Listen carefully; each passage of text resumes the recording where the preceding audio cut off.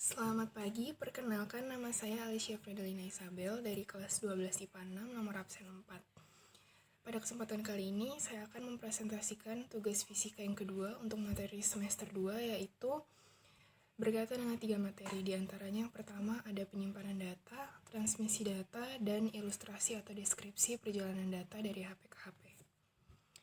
Mari kita mulai saja langsung ke slide yang pertama.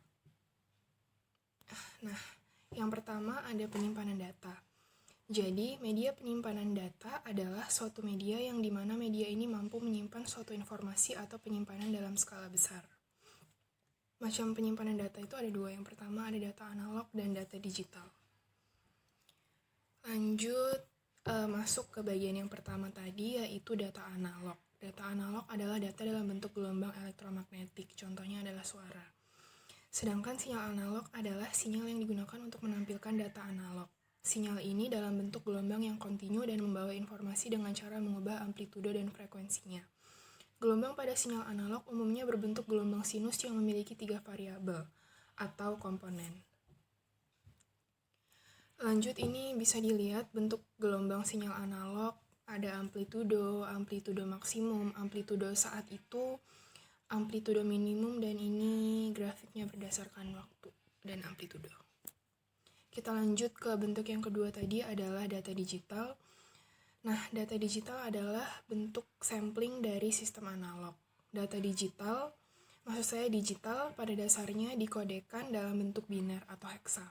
Besarnya nilai suatu sistem digital dibatasi oleh lebarnya atau jumlah bit, bandwidth.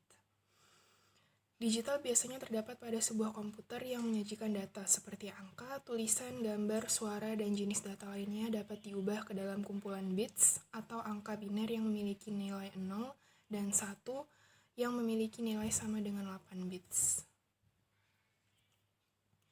Nah, berikutnya bisa dilihat ini adalah grafik bentuk gelombang sinyal digital. Lalu lanjut ke perbedaan data digital dan analog. Jadi kalau data analog itu dirancang untuk suara, tidak efisien untuk data, banyak terdapat noise, rentan kesalahan atau error, kecepatan relatif rendah, overhead tinggi, analog bisa dikonversi ke digital. Sedangkan kalau data digital itu dirancang untuk data dan suara, kecepatan tinggi, overhead rendah, dan digital bisa dikonversi ke analog. Lanjut ke bagian materi yang kedua, subbab materi yang kedua yaitu transmisi data. Jadi transmisi data adalah proses pengiriman data dari sumber data ke penerima data melalui media pengirim tertentu. Data transmisi melewati transmitter atau pemancar dan receiver atau penerima. Dan jenis-jenis data transmisi itu ada dua. Yang pertama ada transmisi data analog dan yang kedua transmisi data digital. Masuk ke bagian yang pertama tadi ada transmisi analog. Jadi transmisi analog adalah suatu kegiatan mengirim informasi melalui media transmisi fisik dalam bentuk gelombang. Nah, data ditransmisikan melalui gelombang pembawa, yaitu gelombang sederhana yang hanya bertujuan untuk mengangkut data dengan modifikasi salah satu karakternya, amplitudo, frekuensi, atau fasa. Oleh karena itu, transmisi analog juga sering disebut carrier wave modulation transmission. Itu yang transmisi analog. Sekarang lanjut ke bagian yang kedua tadi, ada transmisi digital. Nah, transmisi digital adalah pengiriman informasi melalui media komunikasi fisik dalam bentuk sinyal digital. Sinyal analog juga harus didigitalkan terlebih dahulu sebelum dikirim. Namun, karena informasi digital tidak dapat dikirim langsung dalam bentuk 0 dan 1, maka informasi tersebut harus dikodekan terlebih dahulu. Proses ini disebut dengan demodulasi, sedangkan proses pengubahan sinyal digital menjadi analog disebut modulasi. Lanjut ke bagian selanjutnya yaitu media transmisi data. Untuk mengirimkan data atau informasi dari suatu tempat ke tempat lainnya, kita memerlukan suatu media atau jalur untuk membawanya, hingga pada tujuan yang diinginkan. Media yang membawa data tersebut biasanya disebut dengan media transmisi atau dalam bahasa Inggris disebut dengan transmission medium. Jadi pada dasarnya yang dimaksud dengan media transmisi adalah media atau jalur yang digunakan untuk membawa informasi dari sender atau pengirim ke receiver atau penerima. Lanjut ke ini, jadi bagian yang selanjutnya, maksudnya sambungan dari bagian yang tadi, kualitas dan kemampuan suatu media transmisi pada umumnya tergantung pada beberapa faktor. Yang pertama ada bandwidth atau lebar pita, yaitu lebar cakupan frekuensi yang digunakan oleh sinyal dalam media transmisi. Satuan bandwidth adalah hertz. Yang kedua ada noise, yaitu gangguan yang terjadi pada saat transmisi data melalui transmisi tertentu. Noise pada dasarnya adalah sinyal yang tidak diinginkan oleh pengirim maupun penerima. Yang ketiga ada radiasi, yaitu kebocoran sinyal dari media karena adanya karakteristik listrik yang tidak diinginkan pada media yang bersangkutan. Yang keempat ada attenuation, attenuation, yaitu tingkat kehilangan energi saat perambatan sinyal atau pelemahan sinyal pada saat perambatan.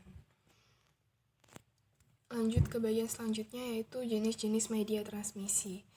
Yang pertama ada media yang dituntun atau guide media atau wired. Yang A ada kabel pasang berpilin, twisted pair cable. Yang B ada kabel coaxial cable.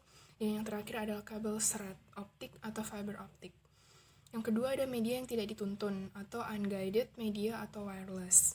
Yang pertama ada frekuensi radio atau radiofrekuensi, gelombang mikro atau microwave, inframerah atau infrared, dan yang terakhir ada satelit.